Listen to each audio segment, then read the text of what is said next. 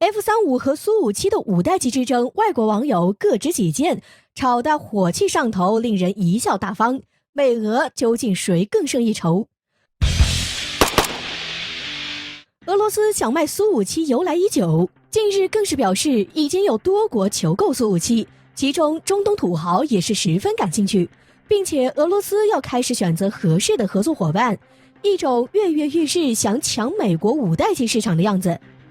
那么俄罗斯的苏-57真的能够抢走 F-35的市场吗？在五代机之争中，苏-57和 F-35谁更胜一筹？近日外国网友就对此展开亲切交流。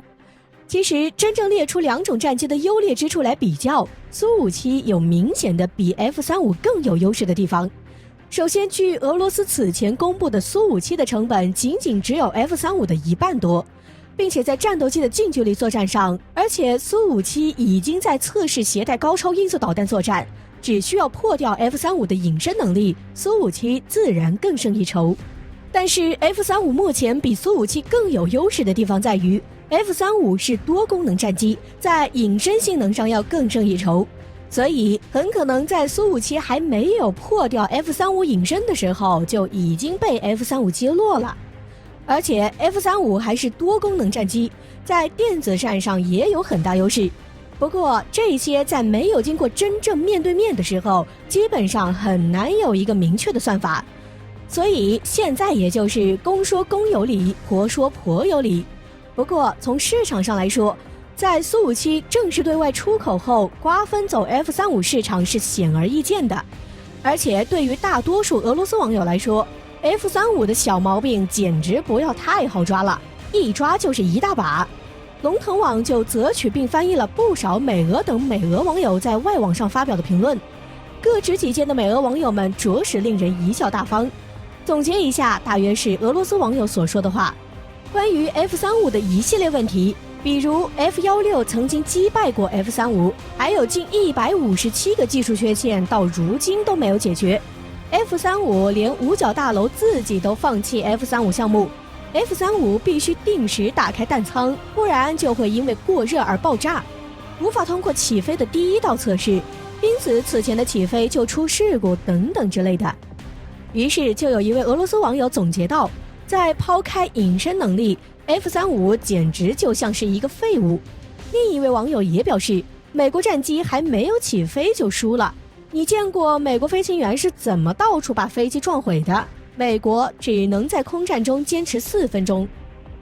当然也不仅仅只有俄罗斯网友在发表意见，美国网友自然也不甘示弱。不过由于苏-57才出来没多久，战斗能力几乎无法证明，连缺点也不好找，所以就有美国网友直接从其他方面来说俄罗斯网友，例如经济失败，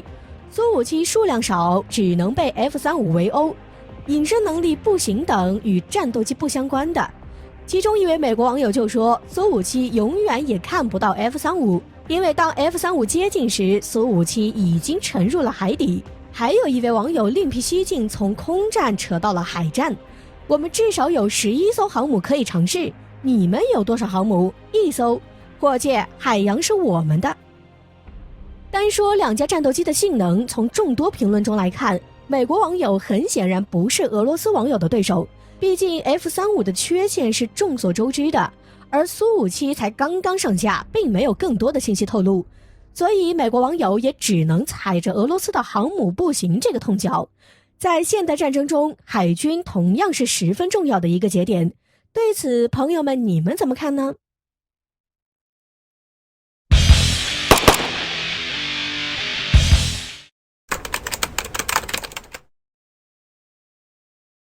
中国的北斗与美国的 GPS 之争是热门话题，如今北斗与 GPS 相比较有何优势之处呢？为何能助东风导弹开天眼？据港媒南华早报报道，根据一项最新的研究表明，中国的北斗卫星导航系统比竞争对手美国的 GPS 导航有一项优势十分明显。在2000公里以下高度飞行的航天器，全球范围内连接北斗卫星导航系统的稳定性要比 GPS 高出50%。而在精度上，北斗卫星采用超高精度的原子钟，这使得北斗信号的定位精度与 GPS 相当。就北斗卫星对航天器的辅助性来看，对比 GPS 优势明显。在2020年，北斗3号最后一颗卫星组网成功，这表明北斗导航卫星的全球系统正式启用。至此，北斗导航卫星与美国 GPS 卫星站在了同一起跑线。至于北斗导航卫星为何比 GPS 更有优势，首先是由于第3代北斗卫星性能上有了很大的提升，并且能兼容前代系统，而美国的 GPS 3代尚且处于起步阶段。其次是北斗卫星对比 GPS 卫星已经有了数量优势。根据专家的说法，近地轨道的航天器可以接收北斗卫星的信号数量在6到29颗不等，而 GPS 是6到15颗。日媒此前也表示，北斗卫星在130个国家中可观测的数量已经超过了 GPS 卫星，是名副其实的全球第一导航卫星系统。数量优势就意味着定位的时间更短，同时延迟更短，同时可以减少对地面卫星的依赖。拿军事上的应用来举例，有专家表示，北斗导航卫星可以用来确定一枚远程导弹在整个飞行过程中的实时位置，而有别于在发射前对其飞行路径进行观察的惯性指导。利用天基导航系统将允许导弹在飞行过程中自动改变航向，从而可以避免导弹防御系统的拦截，并精准命中目标，这让陆基反导无可奈何。我们知道，东风系列弹道导弹是我国战略体系中的威慑核心，尤其是像东风41这样的洲际导弹，射程达到14000公里，将美国本土都涵盖进打击范围内，是对美国重要的核威慑力量。为了应对像东风41这样的导弹，美军建立了陆基反导系统。但像北斗导航这样的技术发展，助东风开天眼，使得美军对于拦截中国的导弹愈发力不从心。俄罗斯专家曾坦言，中国与俄罗斯导弹游离于美国防御体系之外，很大原因得益于中俄建立了自己的导航系统，这便是北斗的功劳。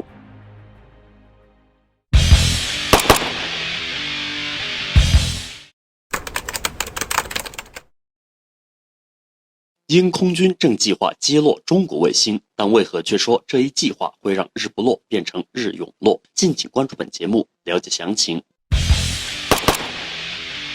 据环球时报2月23日的消息称，为了击落中俄的卫星，英国太空指挥部计划派遣战斗机进行反卫星作战演练。据了解，从英国皇家空军精锐部队中挑选出来的战斗机飞行员，目前已经开始了正式的飞行训练。在最新一次的记录模拟演练中，在没有安装导弹的情况下，英空军的台风战斗机在6096米的时候会进行垂直爬升，随后会飞到12192米的高度进行攻击。在真正的战斗中，他们会在这一高度把反卫星导弹对准敌方卫星，击中目标后再返回基地。就目前来看，虽然以战斗机为载体的发展反卫星能力，这对提高英国军队的战斗力有所帮助，但是这种组合的实用性和性价比都值得商榷。就实用而言，这种结合并不能满足战场上的实际需要。由于运载火箭是战斗机，考虑到反卫星导弹的巨大体积，战斗机的航程和性能必然受到很大的影响。也就是说，战斗机必须部署在离卫星轨道更近的地面上，但是在战时，中俄两国的卫星肯定不会直接穿越英国国土，这又不禁令人好奇。英首相刚说完他是一个狂热的亲华派，现在却想要击落中国卫星，这究竟是谁给英国的勇气呢？毫无疑问，这一勇气无非就是美国人给的。不过明眼人都看得出来，这是一件根本不可能完成的袭击，因为其中有2点原因注定其惨败。其一就是上述所说的卫星不会经过英国本土，其二，英国就没有反卫星武器，而美国的反卫星武器在上个世纪80年代就已经研发出来了。中国早就有了反制的手段，就算英国从美国购买了反卫星武器，那也只是无用功。从英国人的所作所为可以看出来，如今虽然英国退欧了，但一边大肆破坏与中国关系的同时，他们一边还觉得生意可以做得更好，甚至可以认为这种事情是理所当然的，并不矛盾。但是中国早就不是什么二流国家了，任何想要侵犯中国利益的敌人都会受到他应该付出的代价，这其中澳大利亚就是最典型的例子。如果英国还是冥顽不灵的话，那它的未来势必就会如同国际评论所说的那样，日不落即将变成日永落。